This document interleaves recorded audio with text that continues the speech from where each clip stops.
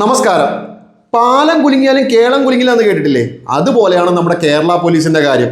സർക്കാർ മാറിയാലും മാറാത്ത ഒന്നേ ഇവിടെ ഉള്ളൂ, അത് നമ്മുടെ കേരള പോലീസാണ്. കഴിഞ്ഞ ദിവസത്തെ ചന്തു സലീം കുമാറിന്റെ പ്രതികരണവുമായി ബന്ധപ്പെട്ട് കേരള പോലീസ് ഒരു പോസ്റ്റർ പുറത്തിറക്കി. ആ പോസ്റ്ററിൽ പറയുന്നത് സ്വകാര്യ ചിത്രങ്ങളോ വീഡിയോകളോ പ്രചരിപ്പിച്ചാൽ 3 വർഷം തടവും 2 ലക്ഷം രൂപ വരെ പിഴയുമെന്നാണ്. ഇതിനെക്കുറിച്ച് വിശദമായി ഒന്ന് പരിശോധിച്ചപ്പോൾ IT ആക്ടിലെ 66E പറ്റിയാണ് ഈ പറഞ്ഞിരിക്കുന്നത്. പക്ഷേ ഒരു പ്രശ്നമുണ്ട് കേരള പോലീസെ. ഈ വകുപ്പിട്ട് ഒരാളെ ശിക്ഷിക്കണമെങ്കിൽ അയാൾ ഒരു വ്യക്തിയുടെ സ്വകാര്യ ഭാഗങ്ങൾ ഏതെങ്കിലും തരത്തിൽ ചിത്രീകരിച്ച് അത് വീഡിയോയായോ ഫോട്ടോയായോ പ്രചരിപ്പിച്ചാൽ മാത്രമേ 66E എന്ന് പറയുന്ന വകുപ്പ് നിൽക്കുകയുള്ളൂ. അല്ലാതെ ഒരു പൊതുസ്ഥലത്തുള്ള പൊതുചടങ്ങ് വീഡിയോ എടുത്ത് പ്രചരിപ്പിച്ചാൽ ഈ വകുപ്പ് നിൽക്കില്ല.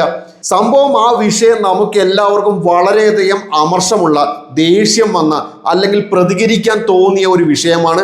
അതിന് ഇത്തരത്തിലൊരു പൂട്ടുമെന്ന് പറഞ്ഞ് കേരള പോലീസ് ഒരു കള്ളപ്രചരണം നടത്തിയത് മോശമായി പോയി.